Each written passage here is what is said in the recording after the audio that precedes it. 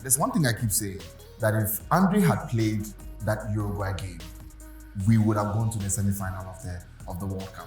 If only he had played. Debate Arena Sports Edition is recorded at the premises of Big League Sports and Games Lounge. Locate Big Leagues at Osu for a wonderful sports bar experience.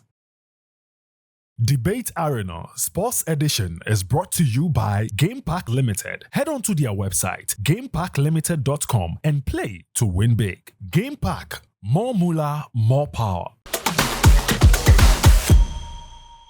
Tony Yeboah was better in his prime than Abedi Pele. Do you agree or disagree? I think for prime, I may have to agree. Why do you agree? I think it's two things for me. There's that confusion as to what Tony Yeboah's prime is. But I just believe that what he achieved at Leeds United goes beyond what we've seen. And when it comes to Ghanaian players abroad, one, I see Tony as a pioneer. He's the reason a lot more, Ghanaian black players were able to move to Europe and feel comfortable. You can see his impact wherever he plays. And you're looking at the situation where he moved to a club like Leeds, where, they had missed out on a number of their targets, started the season really badly, were in the relegation zone. And then this relatively unknown guy comes from nowhere, ends up scoring about 13, 14 goals in the final 20 matches of the season, and they finished fifth and qualified to Europe. I define that as his prime because he came in from nowhere and he elevated the club, not just with his goals, but with his impact. And so in that regard, I think what he did in that league makes him a bit apart with Abedi. Honestly, if it was career for career, pound for pound, Abedi is clear. Look, 3 times CAF Player of the Year. I could list everything that he's done. But in that period where he kept on scoring crazy goals, left foot, right foot, volley, I just think he had a real case there of being the best Ghanaian player at that moment or in that span. And I think that gives him a chance. Although I agree that, Abedi had the better career though. Well, yeah, so I love Tony, and Tony has always been one of my football idols, just because he played for Owuraku United before he moved out. So yeah, but I think that for Abedi Pele, he was something special, something the country had never seen. Now, I'm not even going to base my arguments on how good he was on the pitch or whatever. I'm just going to say some of the things he did for Ghana, because if you look at the list of African Player of the Year winners, Abedi is one of the only players who has won 3 times. There's been 10 players who have won multiple times. Abedi has 3 times. Ghana has won the award 6 times. Out of those 6 times, 3 has been Abedi. And Ghana is actually right behind Cameroon as the country that has won the most African Player of the Year awards. So it just tells you that, there was just something exceptional about the man that puts him away from all of that. Now, if you look at how he also went to Marseille, the fact that Marseille CEO Benatapi had to lie that he had HIV just to get him. For someone to go those lengths to try to get a player, it should tell you that he was something special. And even joining that Marseille team, the thing people don't get is that Marseille had a really good team, an already good team, but they still needed someone to man the wings, someone to get in there and try to get them a bit more firepower up front. And when Abedi came, he just propelled them to the UEFA Champions League title. So it's a difficult one, but I just feel like Abedi is the better player, and that's why I would disagree on the fact that Abedi is that Tony was better in his prime than him. 2 players that I respect so much, but it's Abedi for me. I disagree. Yeah, I think I get it too, because are you going to come? I'm considering, because from 1991 to 1993 for maybe 5, Abedi was untouchable. The interesting thing about Abedi is that I think if the Ballon d'Or was expanded to all continents just a couple of years before, he would have been the first African to win it. Thank you. At that time, he had just won the CAF, Player of the Year 3 times in a row. Yeah. I think if the Ballon d'Or came around 1992, he would have probably edged it out, because where did he even do so much? Yeah. I mean, Abedi had won the Champions League with Marseille and all that. So, yeah, I mean, I was more of the fence than agree, but I guess I'm going to join you. So. Jordan Ayew is better than Andre Ayew. Do you agree or disagree? Come on now. Come. No, I don't even understand.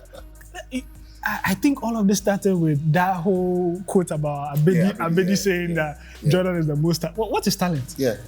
I mean, the thing is that, so people watch Jordan and say he has talent. You know, he holds up the ball nicely, his deliveries are good, whatever. But Andre was something special. And I feel like people forget Andre in 2008 into 2010.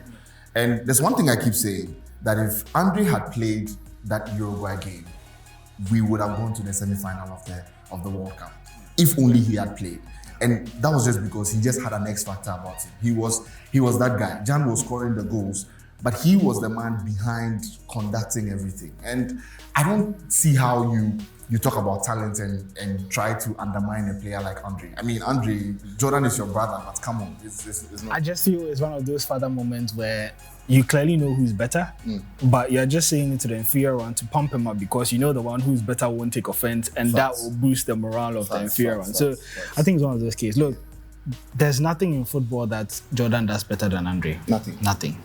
And that nothing wrong with Jordan. He's a good player, has paid his dues. Yeah. But when you compare him to the rest, I think they're just miles apart. Just look at that career. Look, one was fighting for CAF African Player of the Year, finished second twice. Exactly. Jordan never go. Yeah. I mean, heading ability, Andre check, close control, Andre dribbling, Andre leadership, everything. Leadership, Andre. Come on, it's not possible. So another cheers. Did Sulley Muntari have a better Black Stars career than Michael Essien? Seem to be on the same thing. Yeah. I mean, so one thing about Essien was that I think Essien is in that, Partey is in that Essien conundrum where you never get to see him much for the national team. You see him much in the terms of his performances. What he was doing for Chelsea was not what he was doing for the Black Stars. And I can understand why, because there are certain times when you get to a certain level in football and you just realize how your club relies on you so much. It's not to say that you don't want to give too much for your country, but you get to that point where the career just asks for something like that. And so, I mean, I think that Muntari gave out his all. Everything Muntari has been able to achieve as a footballer came with the Black Stars. And if you look at the moves and everything, it was after 2008 that he went to Portsmouth. It was after 2010 that he got a move back to Italy and all of that. So you always use the Black Stars as a launch pad to get a really good career. And that was what worked for him. And so every time he had something going on for him for the Black Stars, and he played his heart out. So I'll just agree with this one. Yeah, I think it's pretty straightforward because Essien was Ballon d'Or worthy between 2005 2008. Yeah. Never really saw that. The closest I think we had was in the 2008 AFCON. Yeah. I think that was his legacy tournament. Yeah. But even that, Muntari had a stake in it. He was the reason why we even left the group stages. Exactly. Yeah. And so, I mean, you're looking at Muntari, I think if you can just compare iconic moments, Muntari 2006 World Cup, 2008 AFCON, 2010 World Cup, even the 2014 World Cup where he misbehaved, he's still shown a bit. So I think it's pretty straightforward. And the numbers don't even lie because both of them played the Black Stars for 14 years and one has about 30 appearances more and scored twice the number of goals, and that's Muntari. So I think in the end, based on that, it's straightforward. Yeah. So cheers once again. Asamoah Gyan was a better captain than Stephen Appiah. Do you agree or disagree?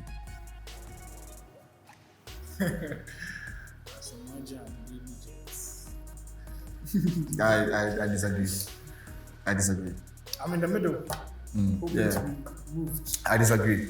I disagree because at the point when Stephen was appointed Black Stars captain, the team wasn't as good as Gyan got it when he was captain. And Stephen was also fighting a lot. Fighting in terms of having to fight certain people who were a bit more senior than him to stay captain of the Black Stars. And after that, he led the country to a first ever World Cup. After that World Cup, AFCON 2008, which, you know, he didn't do too much in. But I think that consistent, even the run to the 2006 World Cup just showed that he had that charisma. It took so much. I mean, the whole country had to come together to rally behind the Black Stars. And Stephen had to take a lot to also get that energy from the people for his team to perform well. And I think that it was a lot more work on him at that time than it was on Gyan. I mean, Gyan had his leadership quality. He had a different approach. He used, singing, dancing, trying to rally the boys behind, which worked for him. But I think that Stephen had, different leadership qualities, and just what he was able to achieve within that time was just telling. I think it's a tale of two different forms of leadership, where you're seeing Appiah is like a born leader. As he said, in his young days, he was picked as captain over the likes of Sami Kufuor and all that. Yeah. He just exudes that charisma, and I think it's a natural trait that he has. For Gyan, he's leading by his talent, where on the pitch you're seeing him give his all, and so that kind of inspires his followers. It's a bit difficult for me because I wished, as a captain, Appiah was more available. Yeah. Because in that moment, you were sharing that armband a lot with John Mensah. I agree. And that's because when Gyan was captain, Gyan was always available. He was always going to play. Yeah.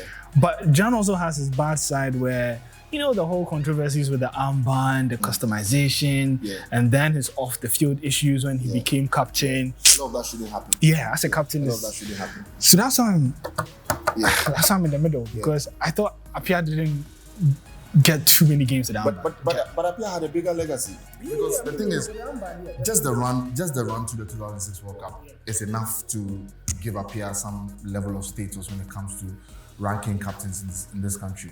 I mean, there was an issue where people were saying he's the greatest ever captain, which people will not particularly agree, especially in the older generation. But I think that Appiah has a place. Top 5 captains in Ghana, Appiah has a place. Gyan may not get in, may not. Yeah. I think yeah. Okay.